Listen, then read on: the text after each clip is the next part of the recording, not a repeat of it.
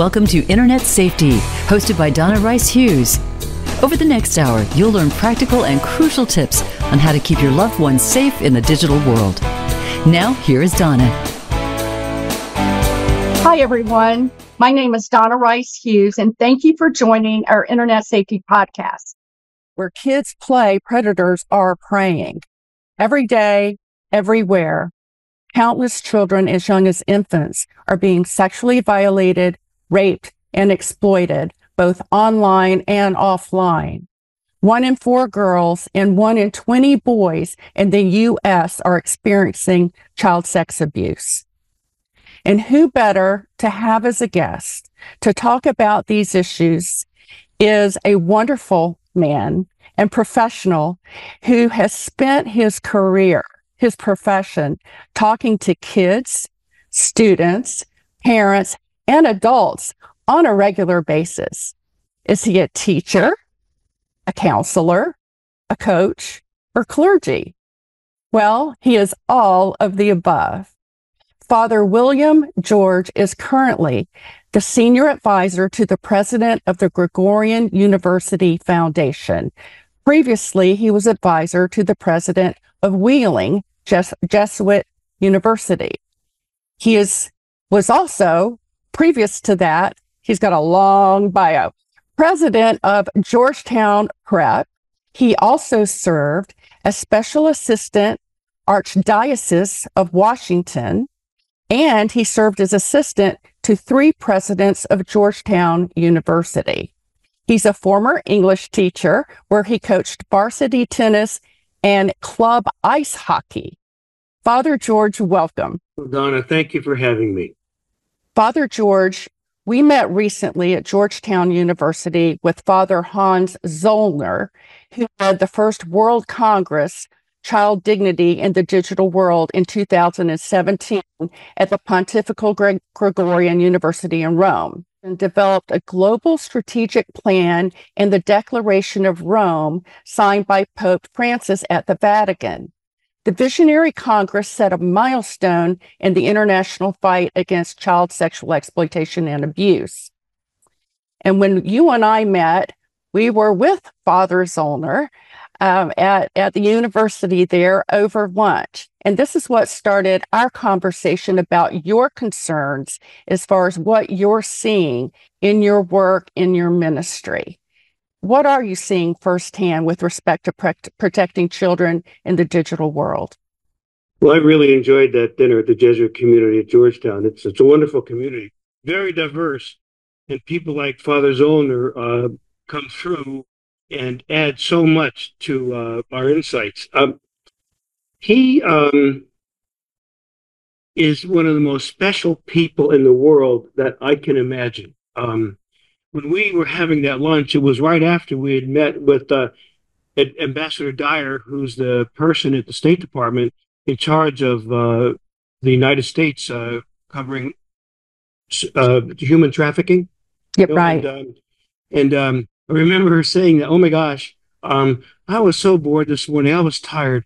Man, you have really woken me up. And they were so energetic in their conversations. And here you have the woman in charge of sexual trafficking, human trafficking for the United States, and Father Zollner was wowing her with his knowledge. He had much more breadth of the issue than she did.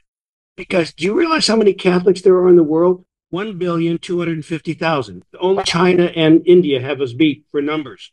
And so he travels the world to visit parishes and dioceses and educating all sorts of people, not just bishops and nuns or whatever, but lay people who are in the school systems on the procedures for protecting children and really respecting the dignity that they have. And he's one of the most knowledgeable people in the world. So it's a real treat. You know, you got to watch out for me. I'm a fundraiser, so I raise money for him. And it's really, feel like perhaps the most significant thing I do in my vocation as a priest. But no, I really admire him and the whole IADC, as they call it. But it does more than human trafficking. It's all forms of sexual abuse. That's right. He got it all started. He's the one who keeps the Catholic bishops' feet to the fire. And he really does. Yes. So he's so confident. He has so much of the support of Pope Francis that he can really say what he means and not, and the bishop can't come after him the same way they would one of their own diocesan priests. He's really a strong man that way. He brought together stakeholders, government leaders, big tech industry people, educators, clergy, you name it, experts in the internet safety world like me together. And we developed this global plan, and we were off to such a great start. And I had the wonderful honor of meeting Pope Francis and speaking with him for a moment too. And he was excited. We were all excited. And I found out when we had lunch from Father Zollner that that they did a lot for the first couple of years, and we did together. We're doing our part in the United States at Enough is Enough, where we've been fighting this battle since 1994.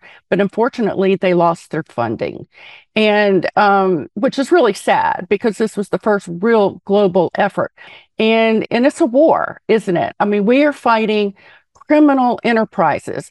The sex trafficking industry is a multi-billion-dollar criminal enterprise. The online porn industry is multi-billion dollars. Sexual exploitation online is multi-billion dollars. Child pornography is multi-billion dollars, just in the United States, right? And then it's also a spiritual war. So when we tackle wars like this, we need to have these holistic prevention strategies. And what we're going to be talking about today with our audience, Father, is how do we tackle these things? These are really very real dangers that our kids are falling prey to, both online and offline. And these are hard subjects. So what we're going to do is, as we go through the numbers, the stats, the dangers, we're also going to be filling in with advice, encouragement, and hope. So that at the end of our show today, hopefully those who are watching will realize that they're not alone. And if they're parents and grandparents, that they will have the tools to understand how to protect their kids better and be the first line of defense. And then hear from you, Father, because you're talking to kids all the time and they open up to you, don't they? Once in a while. Yeah. Yeah. It can be pretty blunt at times and a little hidden at other times. But when you're in the privacy of a place and they feel confident with you, they'll open their hearts. And certain things I can and cannot say because you have to keep confidences. I'm not a counselor. I'm not a psychologist. I'm not a psychiatrist. I just happen to be a Jesuit priest who's been involved with parents and children almost all my life. Right. But the whole idea of pornography in the United States, I guess the world now, is just phenomenal. It comes up when I'm talking with adults and children, young people. The internet, we used to talk in the Catholic Church that, well, you got to avoid a proximate occasion to sin. You can't avoid it anymore. You can't. It's on your cell phone. It's on your television screen. It's on your PC. It's all everywhere. And you can't get and so they're in the average teenager, they're always incredibly inquisitive. They're looking to get into everything. Their hormones are changing and they're sexually curious. And there it is, all this ugly stuff that can suck them right into it. Right. And set their cell phone to where they can't do that, but they'll borrow somebody else's. I don't know how parents parent these days. It's so complicated to keep track of all the things that are off your children's minds. But what really, I wish we could do a study on this.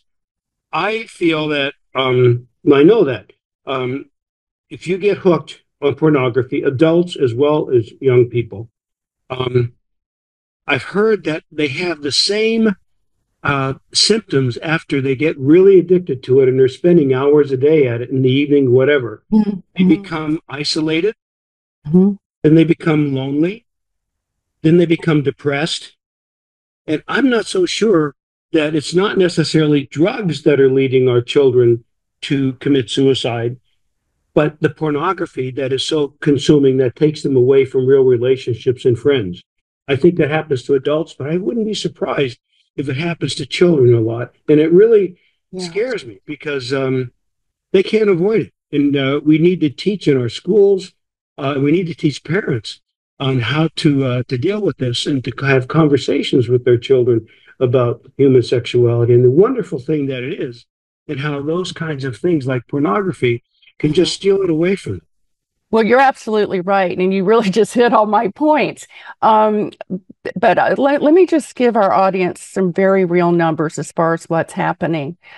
Today's online pornography is not the offline pornography of 30, 40 years ago, the Playboy and Penthouse, that kind of content. No, this content is hardcore.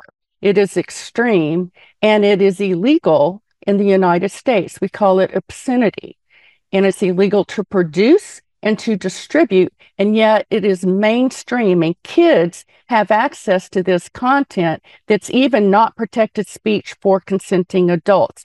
Common themes depict teen rape, choking, incest, and all types of very depraved content.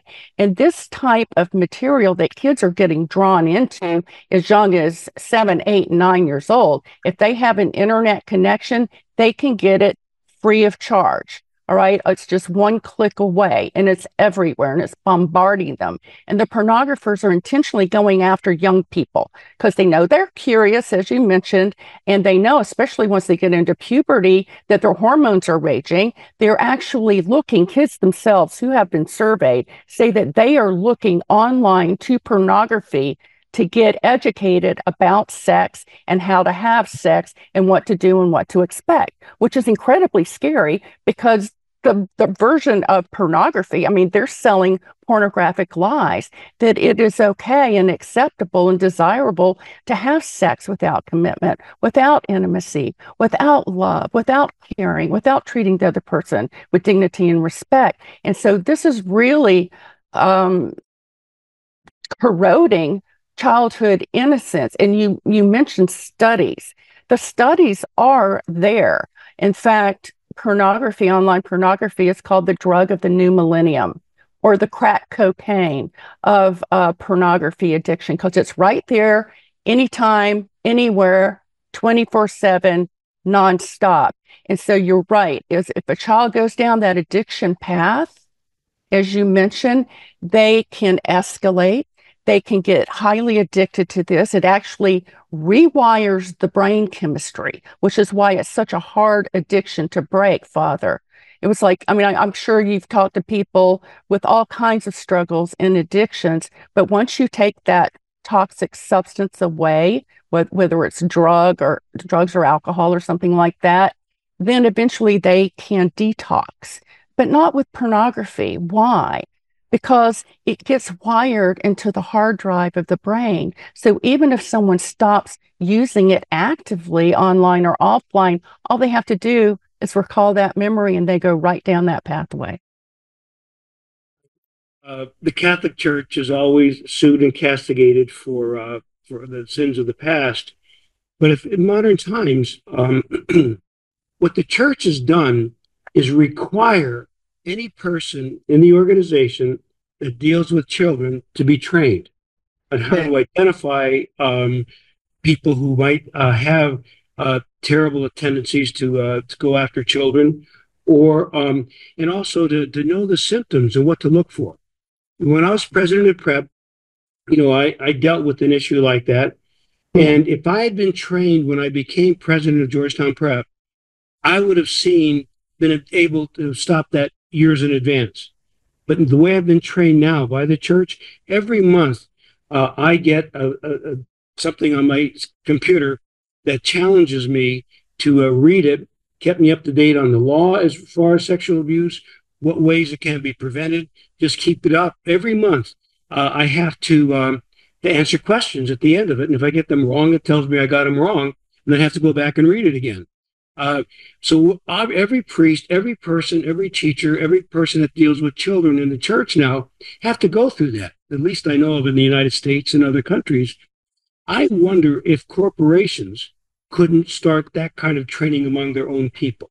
They could use the church's model, Hans Zollner's, Father Zollner's model on how to educate their people to look for these perverts.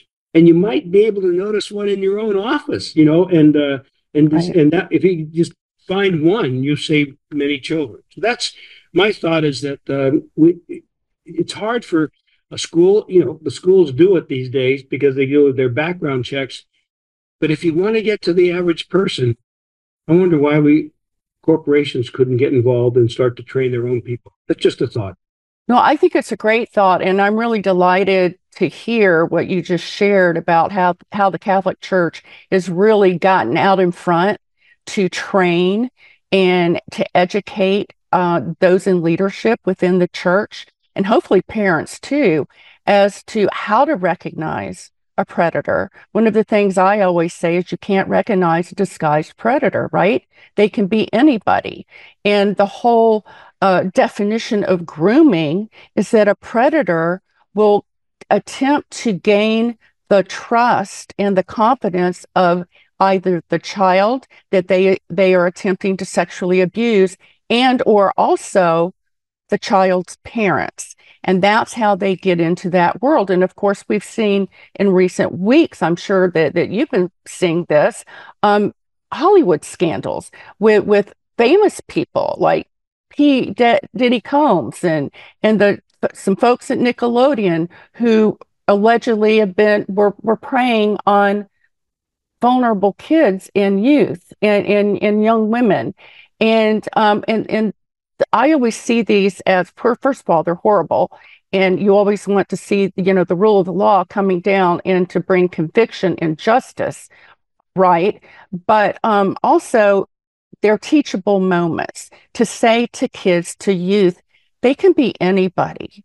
That person can be a trusted family member, for instance. It could be a trusted teacher or coach or anyone. And Father, you had to deal with an incident in your earlier career that actually went national with the news, and it was reported in Vanity Fair. What are you comfortable in sharing with us about that case and what you learned, and how you can then take that to talk to our audience now about what to pay attention to?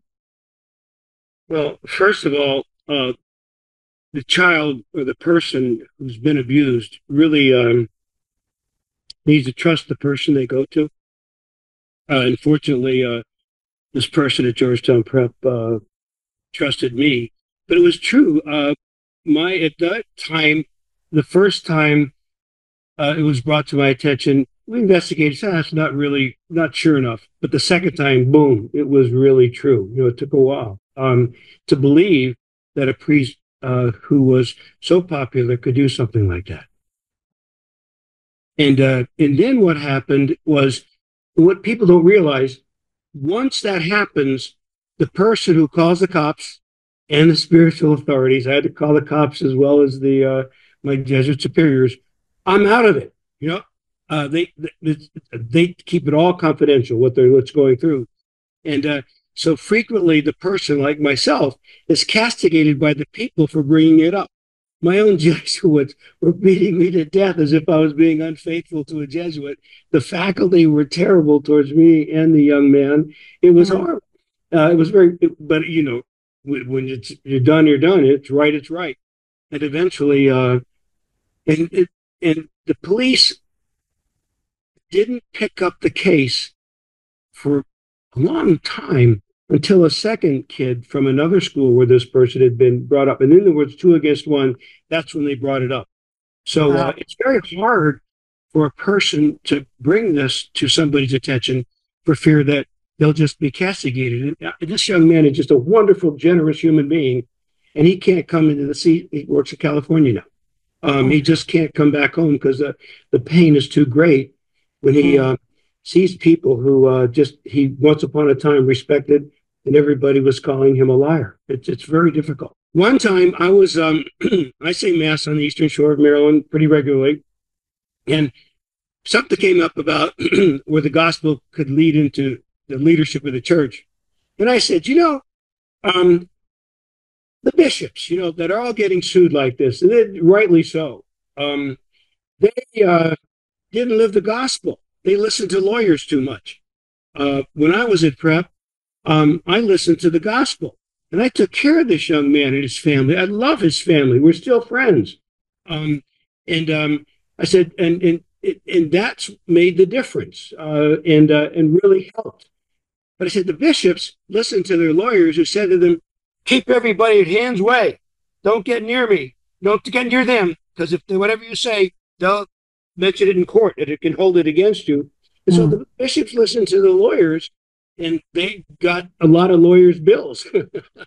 But that's where I think they went wrong, and that's where I think Father Zollner is getting them back on the right track, and understand their priorities, live the gospel, and whatever happens, God will bless you for it. As Father Zollner says, he really is focused on the care of the victims and those families. It's not just the victim who's hurt; it's their whole family, Right. and that's his main focus. You got to stop it, but you can't ignore the victims. And sometimes I think to this day, some of our bishops they avoid the families because they're afraid that they could bring it up against them in court.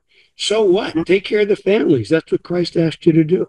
Amen to that. Amen to that. And this really comes back to the fact that we're all created in the image of God. And if we follow that golden rule to treat others as we want to be treated and to treat others with dignity and respect, we're off to a good start. But I think I just want to make a point, and that is this. It's so hard for a child or a teenager or even a young adult to come forward. Because when someone is sexually violated and abused, they're already feeling a sense of shame.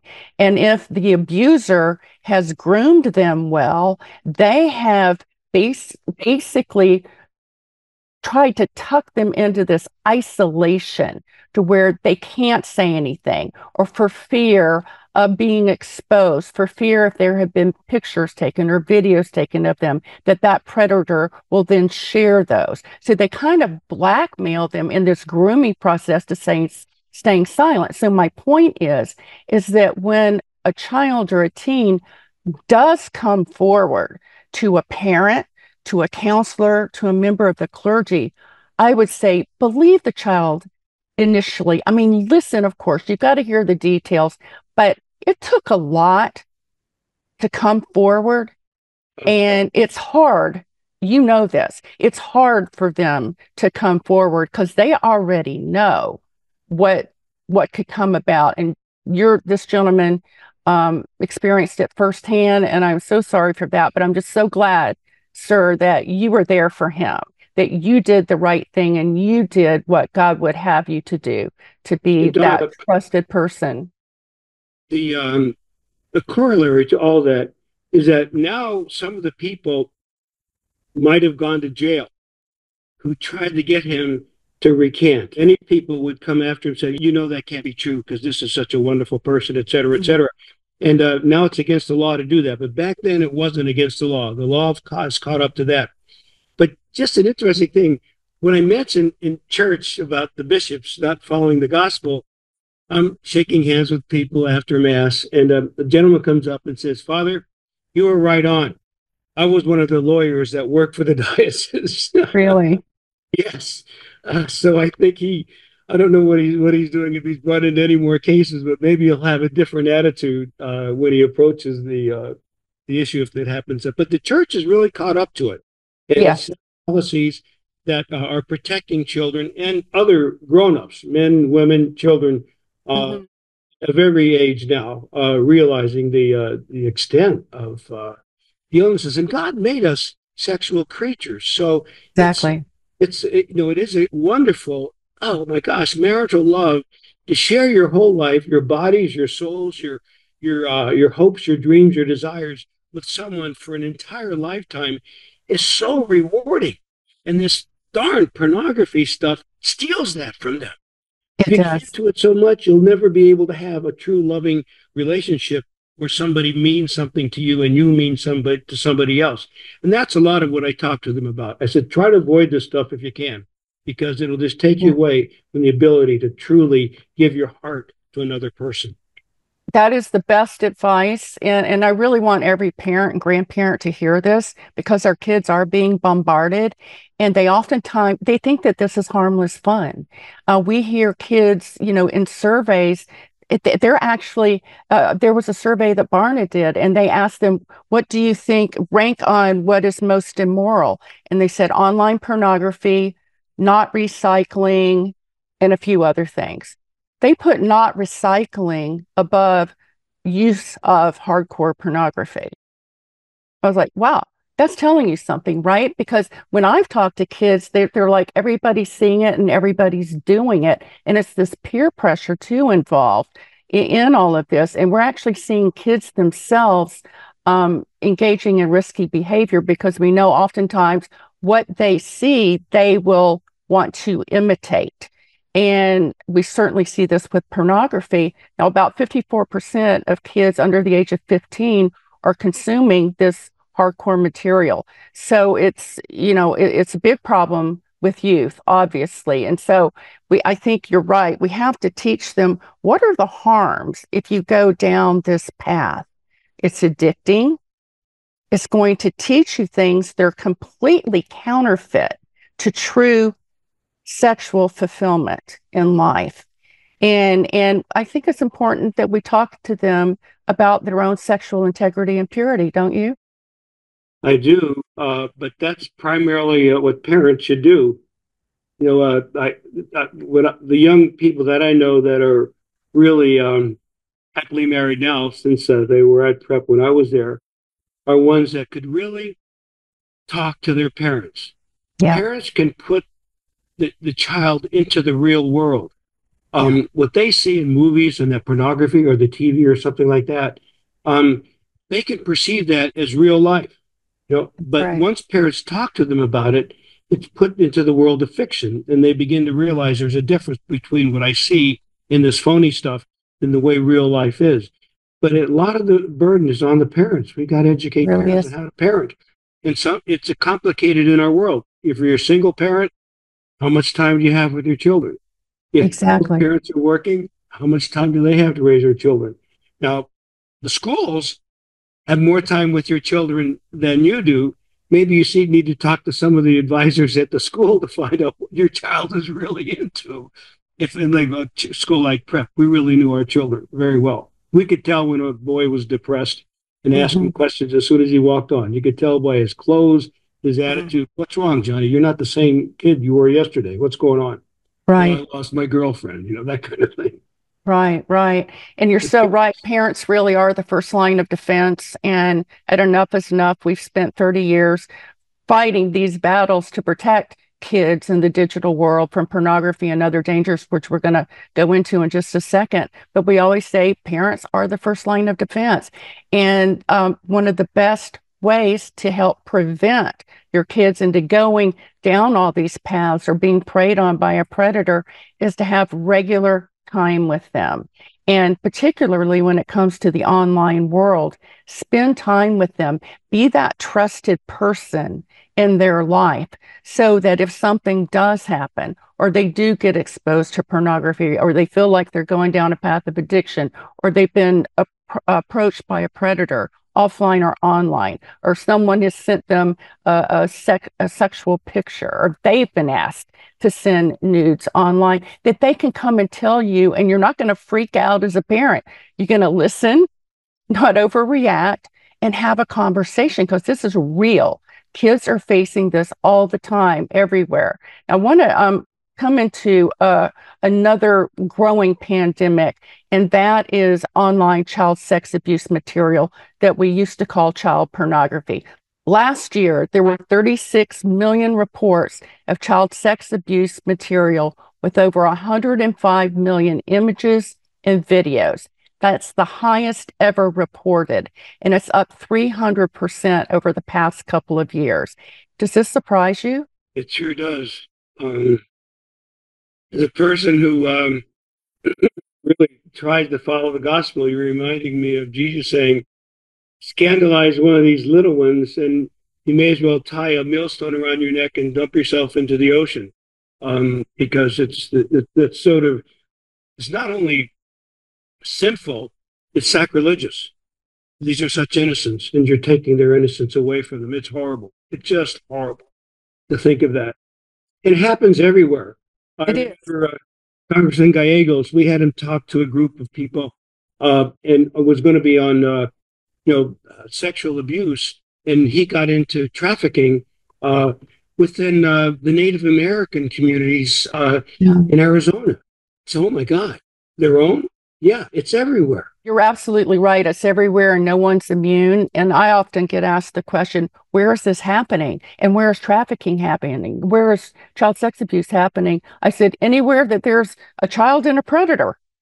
That's where it's happening. But there's this cycle of abuse that has happened with the internet that had not happened prior to the internet. And that is the internet. Of course, it's a neutral, it's just a technology, but it has given these criminal enterprises and predators and pedophiles a platform to share this type of material, to barter it, to exchange it. There are pedophile clubs online. In order to get into them, you have to produce new child sex abuse material, which means you have to abuse a child and then share the recording of that abuse through video or images to get into these clubs. And so all this is fueling this cycle of abuse. So what we're seeing is, and these are real statistics, that this is mostly men that go down this path, that this type of material, once they're exposed to it, even if they have not yet abused a child physically, that it incites them to then act out. And the predator groups online, they actually get together and they encourage one another to abuse. They try to normalize this horrible crime against children and say it's okay.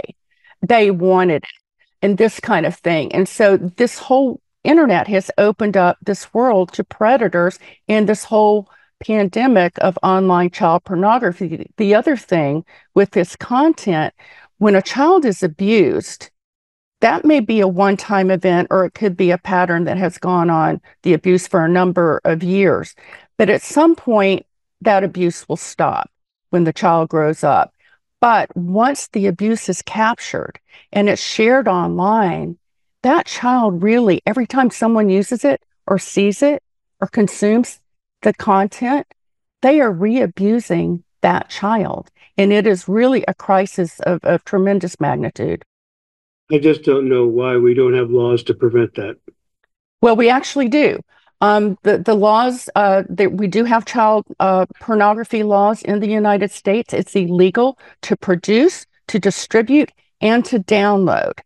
But it is so big now, the industry, that law enforcement is having trouble just prosecuting their way out of this. And it's also global. So like I said, when I say it's a pandemic, it's a pandemic. And we are not investing, I should say, as a nation, the amount of money and resources that we need to actually bring these convictions to get this content taken down. And I'll tell you another thing. There's actually a piece of legislation before the United States Senate. It's been there for 2 years. It's bipartisan. It's called Earn It, introduced by Senator Blumenthal, a Democrat, Senator Graham, a Republican, unanimously came out of Judiciary, bipartisan bill.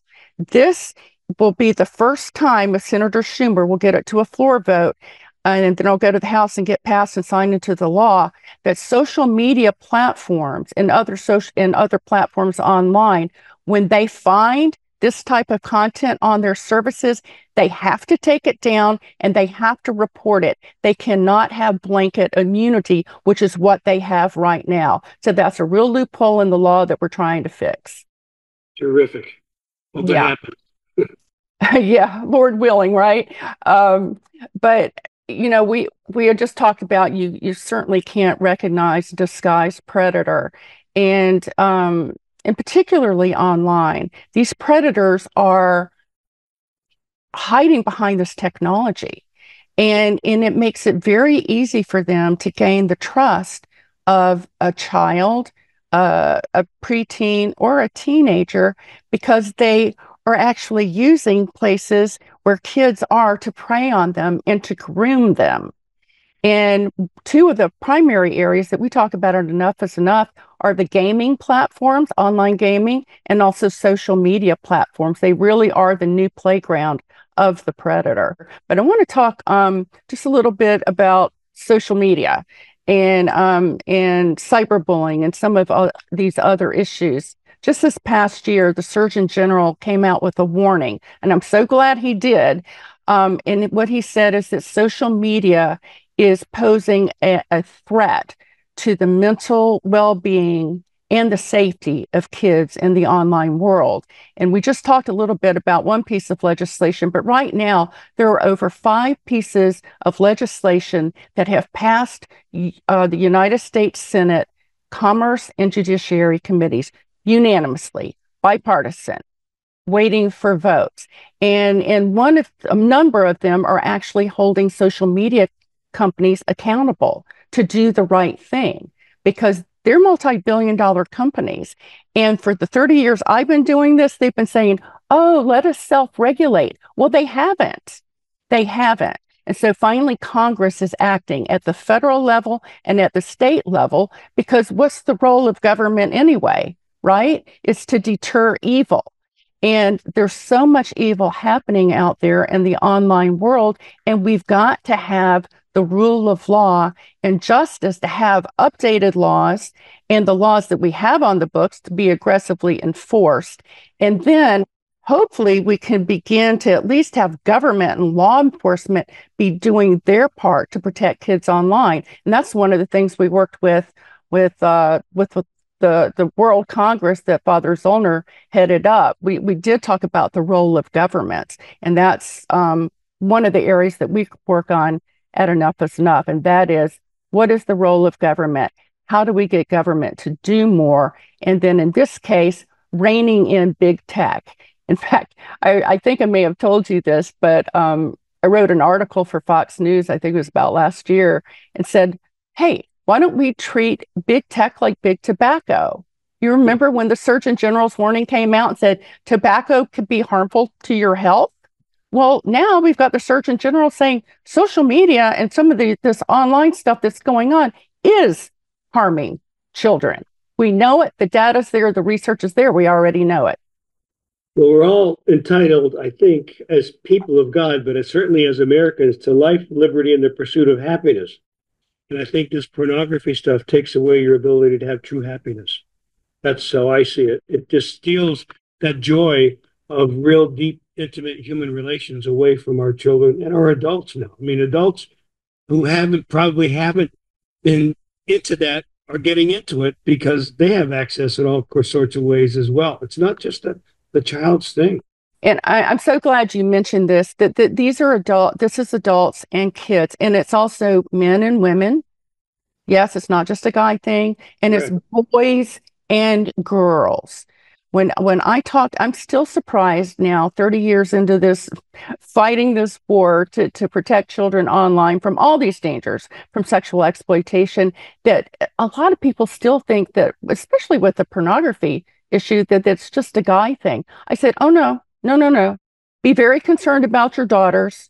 Daughters are getting into this, good girls, nice girls, girls who go to church, which I think is, in a way, it's like a double shame whammy, because we expect guys to be struggling with this to some degree. You know, I mean, at least the temptation is there. But the shock of a girl getting hooked on pornography is I think keeps a lot of girls trapped and ashamed to talk to someone. So I just want to say to parents and grandparents, pay attention to your daughters. Also, the other thing, when they start dating, you know, there's a very real possibility that the boy they're dating or the boys they end up dating will be struggling themselves.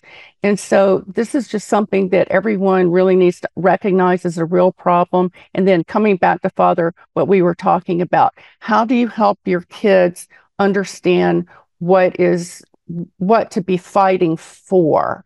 And that is fighting for sexual integrity and sexual purity and treating others with dignity and respect, right?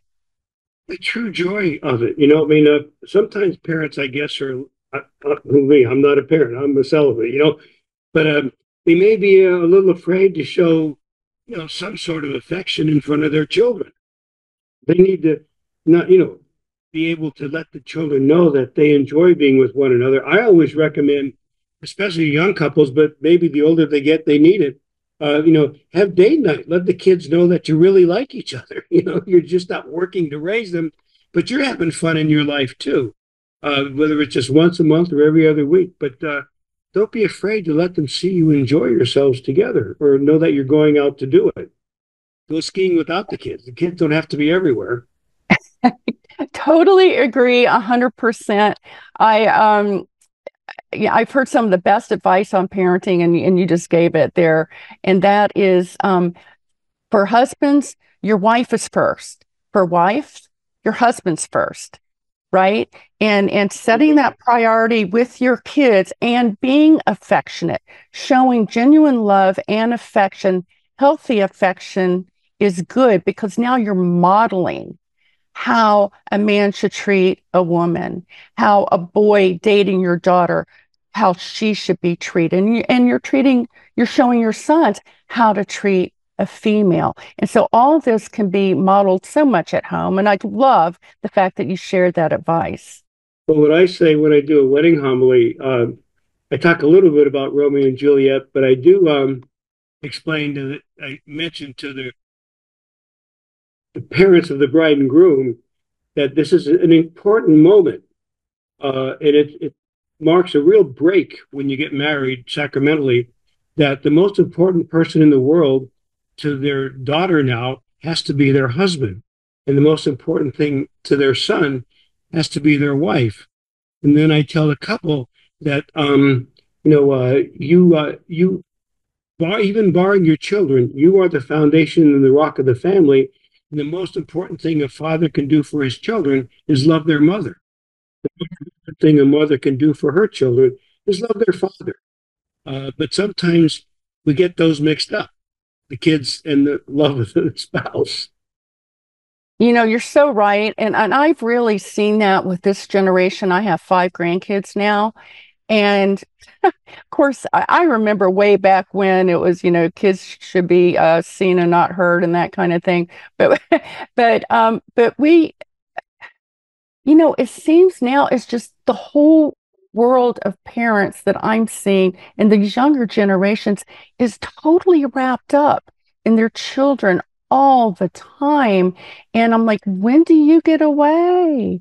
When do you have your private time and your date nights? So thank you for sharing that. Hope that's a reminder to everyone that's watching and listening. And we're going to come right up here and wrap up with some prevention. What do parents need to know to protect their kids online? So let me wrap with a few things. Recognize that your child's not immune. They're not immune from any of the dangers we've been talking about. And because why? It's all out there. I mean, we're fighting a spiritual battle, aren't we? That this is a spiritual war.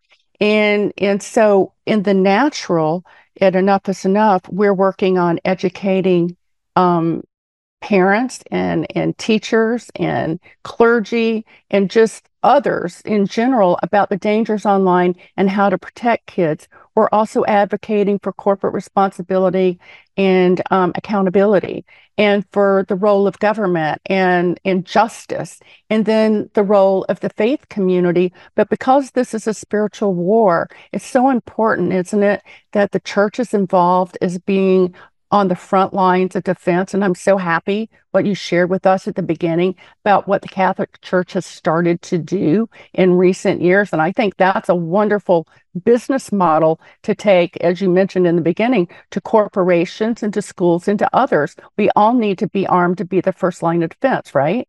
Everybody has to. The church is just a representative trying to keep the values of Christ alive. We have to figure out how to do it in the real world. Exactly. So a few tips here for parents. You may go, I just am overwhelmed. I don't know what to do to protect my kids. We're talking about pornography, sexual predators, online gaming platforms, social media, cyberbullying. Kids are sexting themselves. They're sending nudes out there. Sextortion is rising. And that particular issue is we didn't even get to that. And that's we'll save that for another time. been parents, you're going, what do I do? Well, I'm going to give you some basic tips. They're all on our website at internetsafety101.org. But first of all, build that atmosphere of trust with your child, and so that they can come to you with anything whatsoever, and they know that they can trust you and that they can have confidence in you and that you are going to be that trusted person. That's one of the most important things you can do. And once they start using technology, this is really important. First of all, I don't recommend that they use internet connected technology until they're through middle school. Like, wait till 8th grade. That's a really good rule of thumb. Doesn't mean they can't use the technology, but just not that it's internet connected. But if you choose to let them use internet connected technology, have a smartphone or a laptop connected to the internet, recognize this, that once you turn that technology on, once you turn on the smartphone, you turn on the laptop, you turn on the gaming device, it's open to everything. All the good content, all the bad content that we've been talking about. It's open to good and safe people. It's open to dangerous people and criminals and traffickers and pedophiles. So it is up to you, the parent, to then have to manage each one of those internet connections. So what do? A few tips. We say use safety rules and software tools. Okay, the rules are the non-technical things that you as a parent can do. I gave you one of those. Build an atmosphere of trust and be that safe person. Have regular conversations with your child about what they're doing online, who they're talking to. Have they met anybody new? But just make it part of the conversation, daily conversation, just like you would when they get home from school. Do you have any homework today? Or what happened at school? Those are the kind of conversations that once they're online, you want to be having.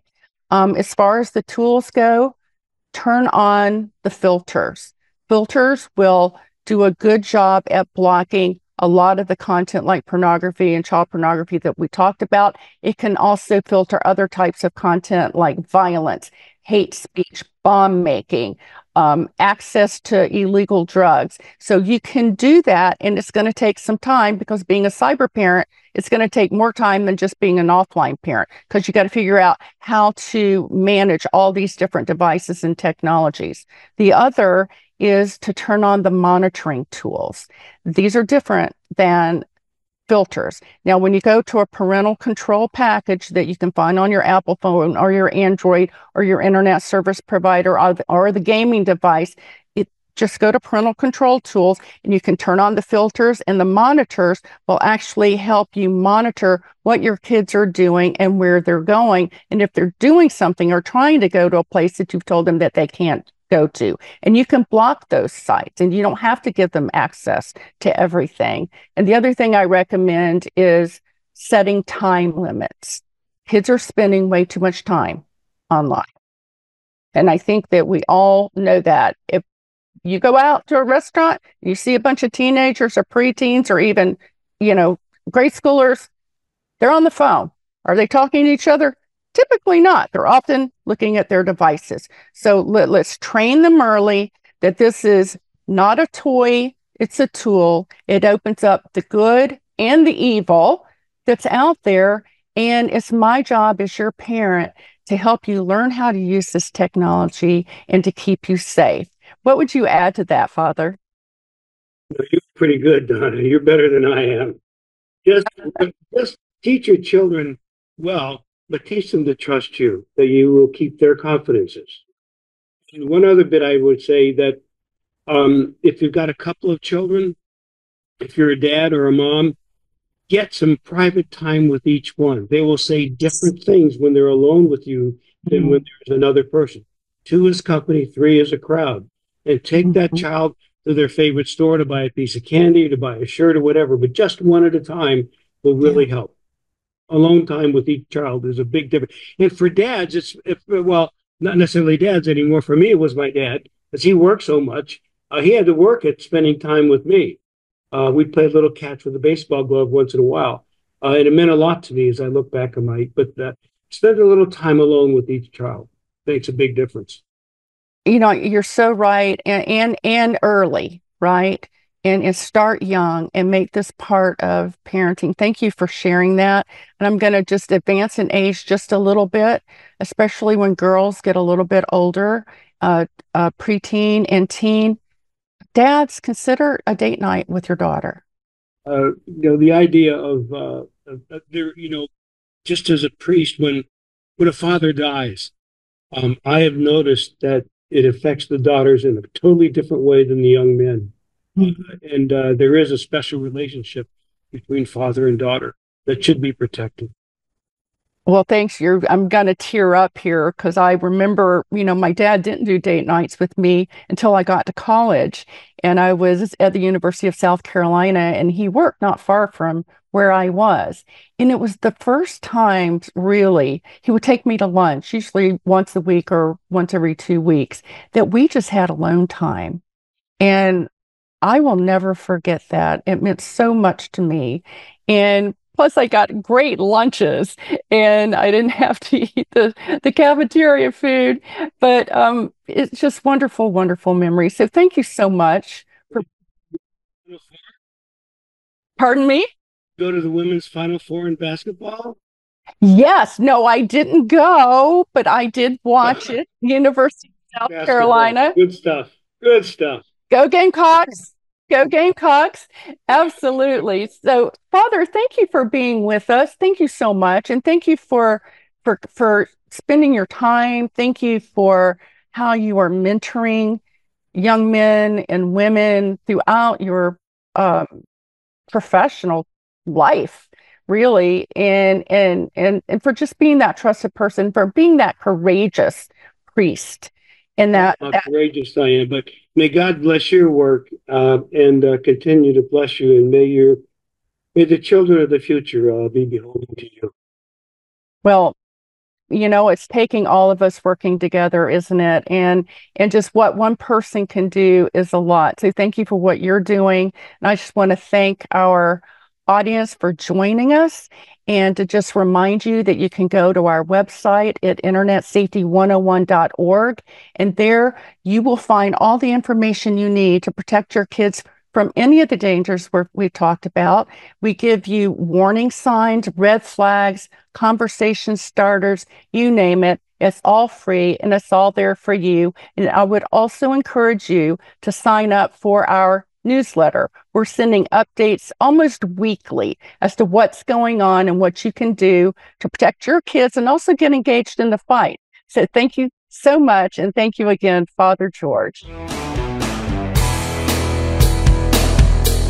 Thanks for tuning in to today's episode of Internet Safety with Donna Rice Hughes, designed to educate, equip, and empower you to keep your children and family safe in the digital world.